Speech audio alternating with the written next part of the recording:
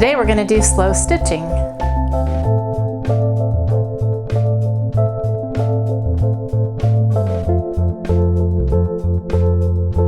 Ciao dear hearts, welcome back to the studio.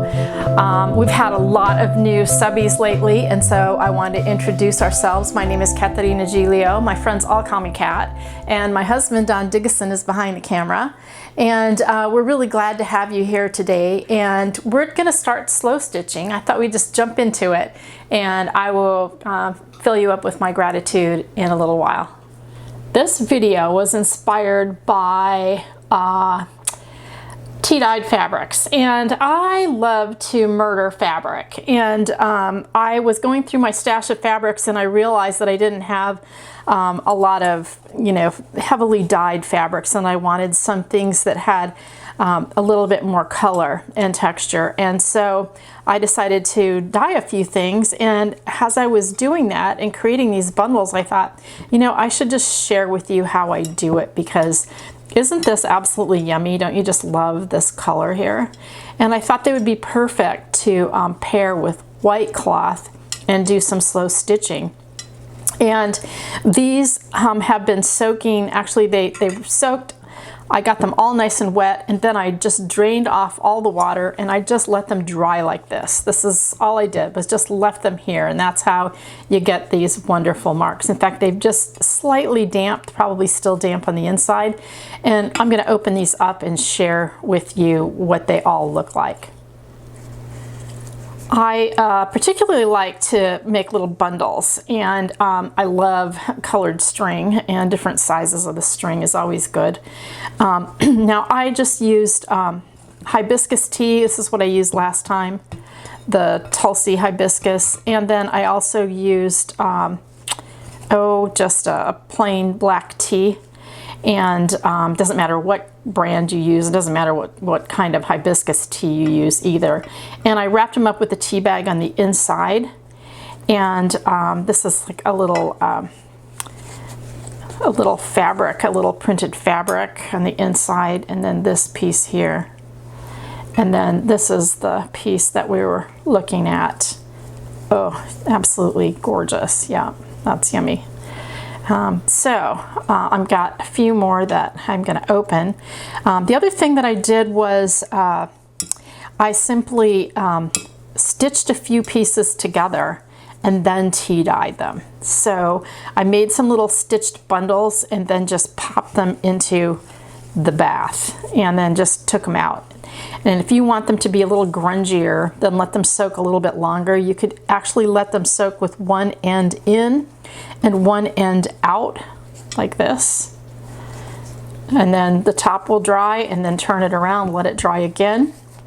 And it just has this these gorgeous colors. So I was looking for one more piece in here, but I don't really see it. But anyway, and then also consider doing laces and old handkerchiefs, and some really fine sheer fabrics too. Look at how yummy that is, and isn't that beautiful? Okay, so we're gonna take these apart. We're gonna get started on our stitching. I have all these wonderful dyed pieces, and they're really delicious looking, aren't they? Just beautiful, and I like the contrast. I think it's going to be beautiful with white threads. And this piece with this little handkerchief with the edging, I think that's just beautiful the way this turned out. So they're going to be really fun. And I thought that using them against a white substrate, just a plain old tablecloth that I cut into pieces. I cut this one, I think, in a 3x5 and this one in a 6x6. And I'm using standard sizes because well, someone asked me what would I do with these, and absolutely sell these. I'm a professional artist, so that's what I do. I sell my work. And so I was thinking that yesterday when I started stitching and coming up with a piece that I could share with you. So these are some of the pieces that I had dyed previously.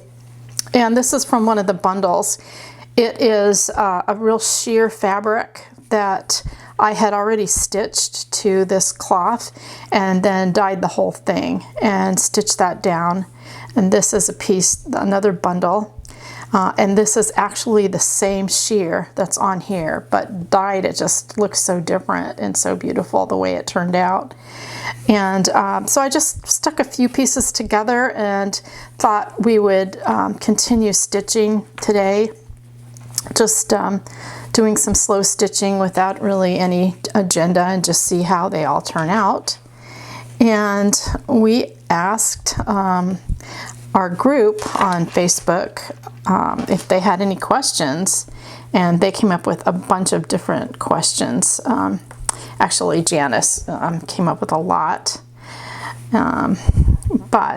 So we're going to answer those today too.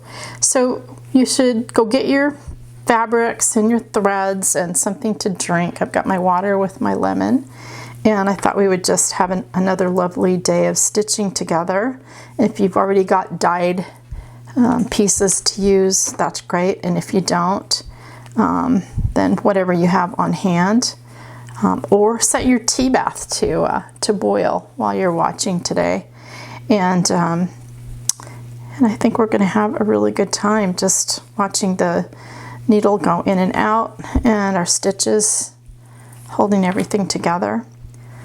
One of the things I love to do is to couch pieces of either cording or some kind of, a lot of times I'll take the end of a pair of pants and cut off the hem and use that to cord, and just stitch it right on there. And I love the way it looks. It looks so bound and just absolutely beautiful. So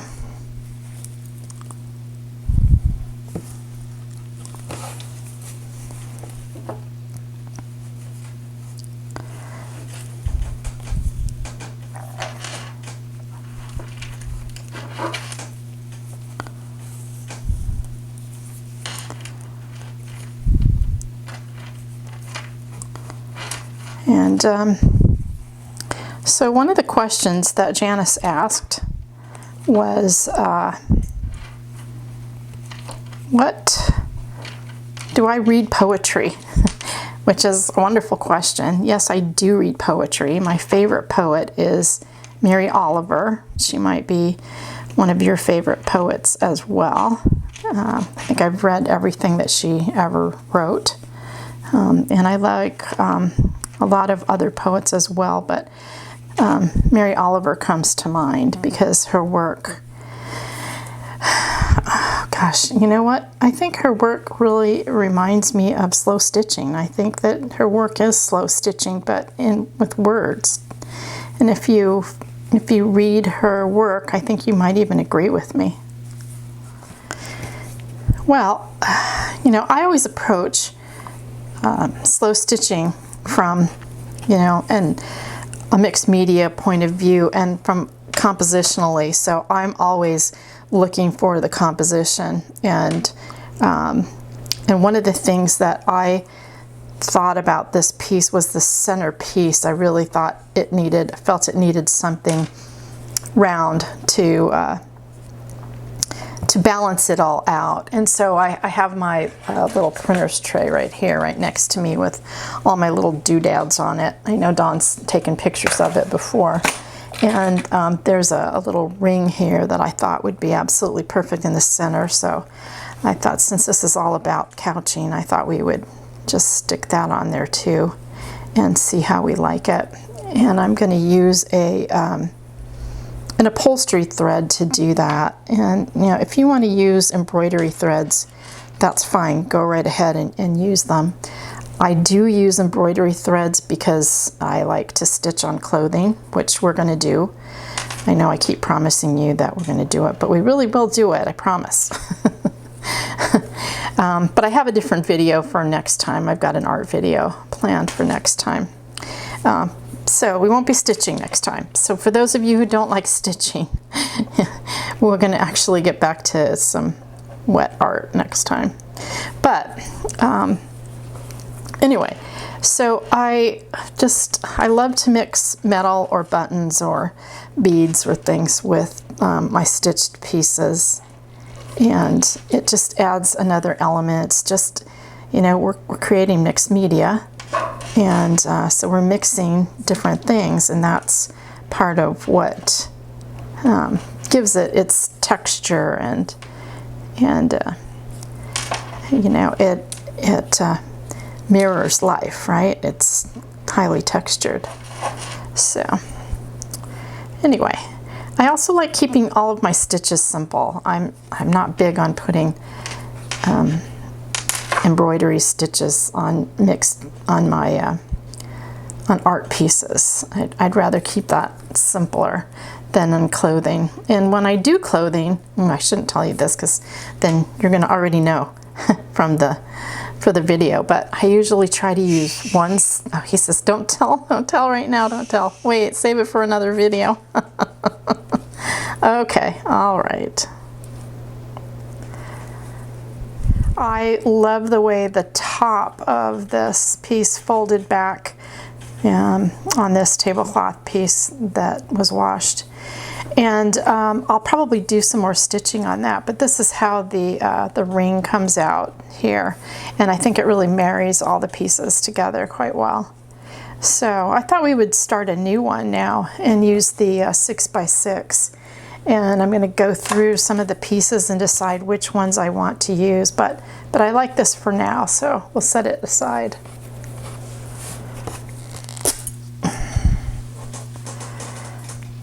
This is one of those dyed bundles, those pieces, and I love the way this looks like a little square, and I just thought I would tear these apart. Well, part of the fun of this is going through all the bits and seeing what you want to work with, and how you want to treat it. If you want to just cut it, or if you want to rip it, which you know how I like to rip things. And yeah, pretty. And this piece here too, love this one. And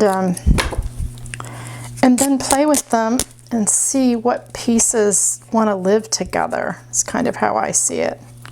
You know, I've got little shreds all over me. And this is one of those pieces that I actually dunked into the mug and then pulled back up. Actually, I dunked it this way and then pulled it up, turned it around, and set this on the other side of the mug and let it dry, and that's how it dried. So this is the one that stayed in the tea.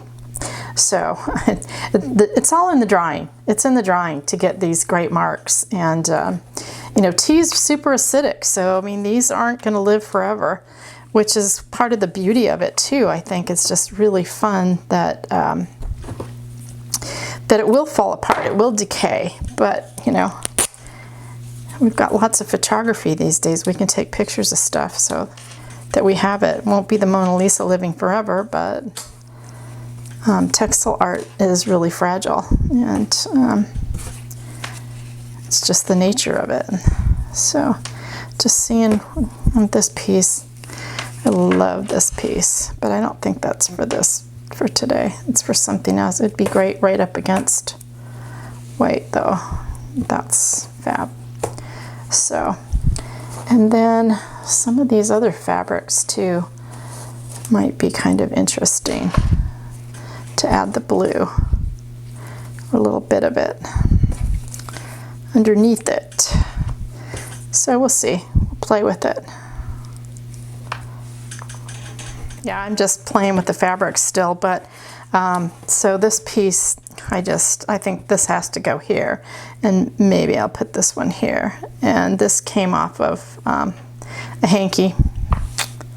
So pretty. And you know, you don't have to use the whole piece of fabric. You can cut the pieces out that you like and put them together. It's one of the things I love. But look at this piece. This was a handkerchief. And it's yummy. And then underneath it, inside of it, inside the bundle, was this piece of fabric, which I don't have any more of this. I think this is it, but oh my, that's just truly gorgeous. Okay, so I'm not really sure where we're gonna go with this, but I know I'm gonna nail these guys down right now. So we're gonna start stitching again.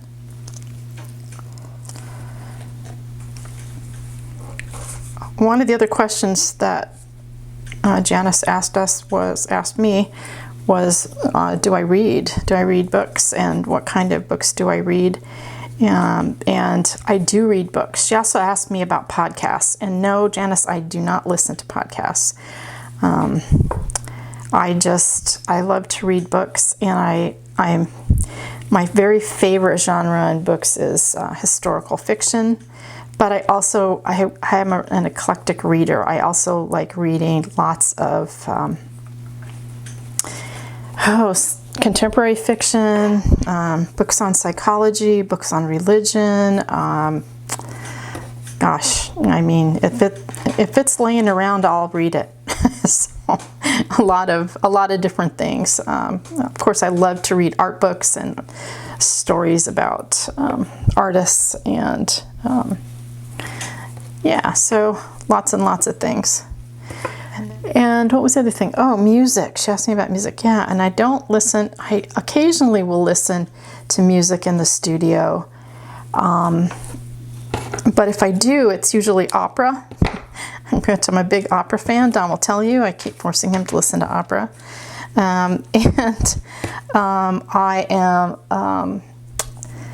have a couple of sopranos that I follow. And one today, let's see, she's a South African artist, and her name is Pretty Yende. And anyway, she's really pretty magnificent. I was pretty shocked when she got stopped in Paris. But anyway, that's a whole other story. We won't even go into that right now. But anyway, so I do love opera. I love rock music, Don will tell you. And I still adore Led Zeppelin. What's my favorite Led Zeppelin? Kashmir. Yep, Kashmir. Love Kashmir. So I love rock, and I love some pop. And I adore jazz, especially old jazz. And I particularly like music without words. I love classical music. I grew up with classical music. And my mother was actually a pianist, and she was accredited with the university and taught piano. And so I grew up with a lot of classical music in our home. And so I really love it. And that leads me to something else too. Someone had asked me about my childhood. If you saw my Mother's Day post, then you know. And I had mentioned that I had an unusual childhood. And that was because my mother was an alcoholic, which was, in and of itself pretty terrible at times. But it also afforded me the luxury of having a lot of autonomy and freedom as a small child. And so I became a naturalist very early because I spent a lot of time outdoors. As soon as I could get myself dressed, I would go out and I would climb trees and play with bugs, and just, had a wonderful time. So.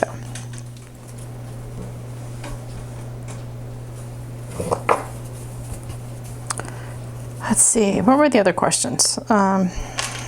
Favorite job? Definitely antiques dealer. Worst job? Without a doubt, waitressing. What was the other thing she asked us? Oh, how did you two meet? How did we meet? I don't remember. A likely story.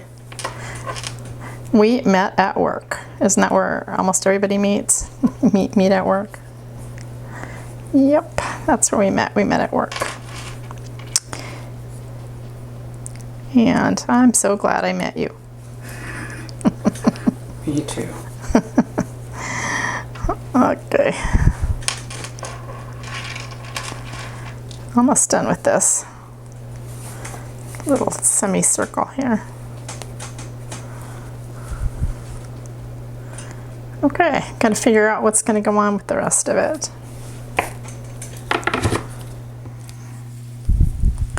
And I wanted to thank you for all your subscriptions, your thumbs up, your likes, your wonderful comments. I'd love to hear from you. And we want to thank you for using our Amazon links. And thank you so much for your most kind donations. I know lots of people are on YouTube. Most people on YouTube are not making any money on YouTube. So we so appreciate your donations. They mean the world to us. So thank you for that. And thank you for sharing the videos too. We really appreciate your shares.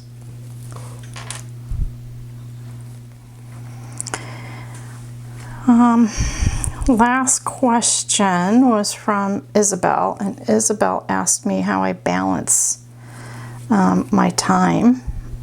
And I have to say, Isabel, I don't always do a very good job of it. I'm getting better at it, but doing YouTube does take up quite a bit of my time because I'm constantly working to come up with new ideas and projects and things like that.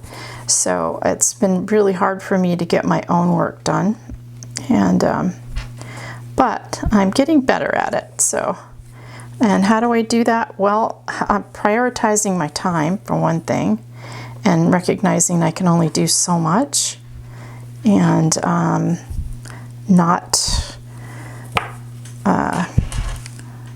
not holding myself as a bully to timelines and things like that. I get to set my own time, and so I'm getting better at figuring out I can only do so much. So anyway, so there you go, prioritizing and deciding what things are the most important in the moment.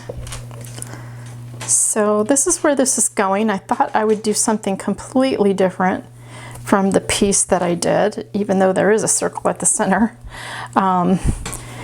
But this one has, more pieces that are arranged, and this one is going to be more stitching and lots of different stitches.